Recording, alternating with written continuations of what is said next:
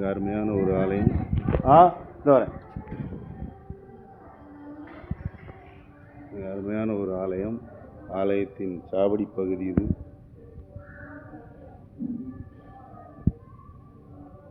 சாவடியில் 2 கூண்டுகள், ஒன்று மாதா கூண்டு, இன்னொன்று குழந்தை இயேசு கூண்டு. மிக அருமையாக அமைந்துள்ளது.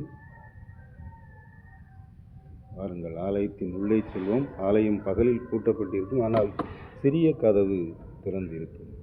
ஆலயத்தின் உள்ளே மிக அருமையான ஒரு தோற்றம், பழமை வாய்ந்த தோற்றம், பழமை மாறாமல் வைத்திருக்கிறார்கள். உண்மையிலேயே பாராட்ட வேண்டிய விஷயம்.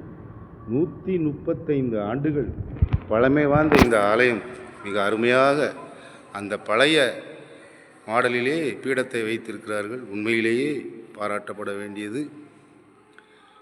இதுதான் புனித ஞானப்பிரகாசியார். இந்த சுரூபம் விசேஷமானது.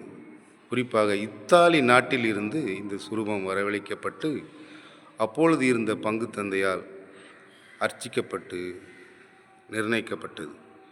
மிக அருமையான ஒரு சுரூபம்.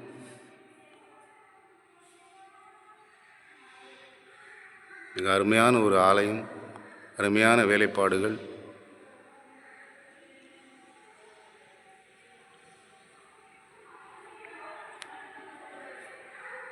உண்மையிலேயே அமைதியாக இங்கு வந்து அமர்ந்து நாம் இவரிடம் ஜெபித்தால் கண்டிப்பாக நாம் நினைத்தது கிடைக்கும். 135 ஆண்டுகள் மிகவும் பழமை வாய்ந்த இந்த ஆலயம் புது பொலிவுடன் மிக அருமையாக காட்சியளிக்கிறது.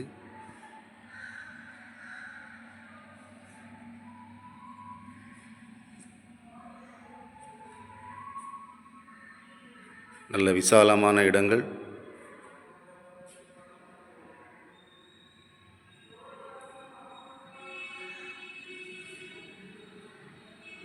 புனித சவேரியாரின் சுரூபம்.